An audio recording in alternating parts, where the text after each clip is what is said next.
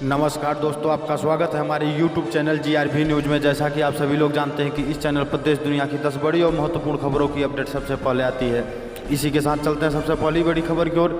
दीपावली से पहले सरकार का बड़ा तोहफा, 10 सेक्टर के लिए आएगी नई स्कीम, खर्च होंगे 2 लाख करोड़ रुपए।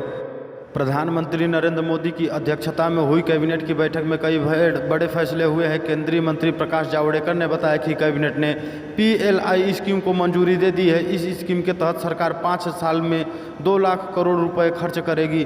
देश के कुल 10 सेक्टर की कंपनियों को इससे फायदा होगा।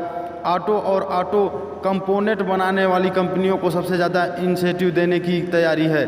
आपको बता दें कि देश में मैन्युफैक्चरिंग बढ़ाने के लिए सरकार ने प्रोडक्शन लिंक्ड प्रमोशन स्कीम का ऐलान किया है। इस स्कीम के तहत जो भी इलेक्ट्रॉनिक इंडस्ट्री अपना प्रोडक्शन बढ़ाएगी उसे इंसेंटिव दिया जाएगा। इसी के साथ जान लेते हैं अगली खबर। भारत और चीन 3 दिन तक रोज 30% सैनिक वापस बुलाएंगे। पैगोंग से 3 फेज में होगी सेना की वापसी।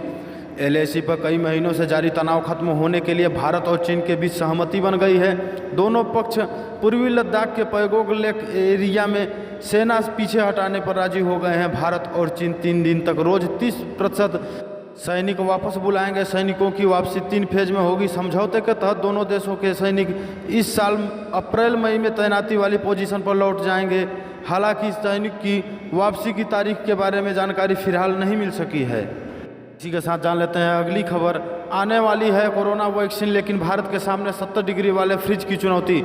अमेरिकी दवा कंपनी फाइजर ने कहा है कि उसकी वैक्सीन कोरोना वायरस को रोकने में 90% तक कारगर है। लाखों लोगों की ज़िंदगी छीनने वाले वायरस से जूझ रही दुनिया के लिए यह बहुत बड़ी खुशखबरी है। हालांकि वैक्सीन बन जाने से ही मुश्किलें खत्म नहीं होने वाली हैं।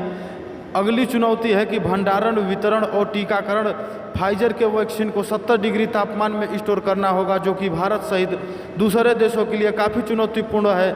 एम्स के डायरेक्टर ने भी यह बात कहा है कि दूसरी तरफ कांग्रेस के नेता ने भी कहा है कि सरकार को इसके लिए तैयारी करनी चाहिए। इसी के साथ जान लेते हैं अगली खबर। वियतनाम के PM संग आसियान भारत शिखर बैठक की सह अध्यक्षता करेंगे PM मोदी। प्रधानमंत्री नरेंद्र मोदी और 10 दक्षिणी पूर्वी एशियाई देशों के संगठन आसियान के बीच डिजिटल शिखर बैठक की गुरुवार को सह अध्यक्षता करेंगे। यह बैठक कोरोना वायरस महामारी के कारण आए आर्थिक संकट से उबरने और रणनीति संबंधों को व्यापक बनाने पर केंद्रित हो सकती है। विदेश मंत्रालय ने कहा कि इस शिखर बैठक में आसियान भारत रणनीति साझेदारी की मौजूदा स्थिति की समीक्षा की जाएगी तथा संपर्क, समुद्री मार्ग संबंधी सहयोग, व्यापार एवं वाणिज्य, शिक्षा और क्षमता निर्माण जैसे महत्वपूर्ण क्षेत्रों में हुई प्रगति पर विचार किया जाएगा। इसी के साथ जान लेते हैं अगली खबर। यमुना एक्सप्रेसवे के किनारे बसेगा नया वृंदावन, योगी सरकार ने लगाई मास्टर प्लान पर मुहर।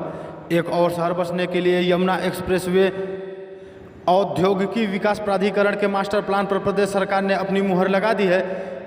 यमुना एक्सप्रेसवे के किनारे राया मथुरा के पास 9,350 हेक्टेयर में नया वृंदावन शहर बसाया जाएगा।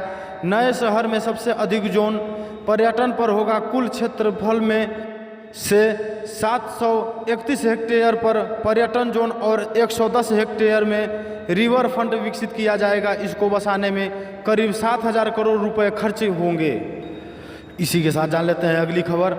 हाई कोर्ट ने केजरीवाल को लगाई फटकार, कहा दिल्ली में कोरोना कंट्रोल से बाहर लेकिन दी जा रही है ढील।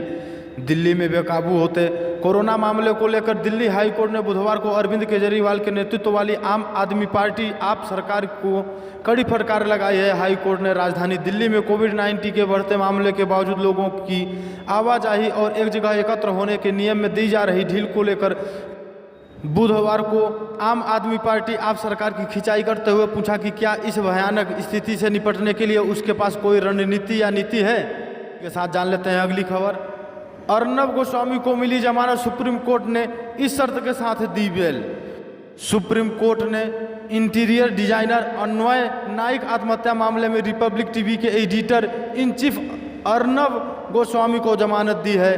कोर्ट ने 50,000 रुपये के निजी मुचलके पर अर्नब गोस्वामी को रिहा करने का आदेश दिया। इसी के साथ जान लेते हैं अगली खबर। उत्तर प्रदेश के योगी आदित्यनाथ ने जनता को दिया दिवाली का गिफ्ट। उत्तर प्रदेश के जनता को दीपावली से पहले योगी आदित्यनाथ ने रोशनी का गिफ्ट दिया है। राज्य विद्युत नियामक आयोग की तरफ से यह फैसला लिया गया है कि प्रदेश में फिलहाल बिजली की दर नहीं बढ़ाई जाएगी। नियामक आयोग के इस फैसले के बाद प्रदेश भर की जनता को बड़ी राहत मिलने जा रही है।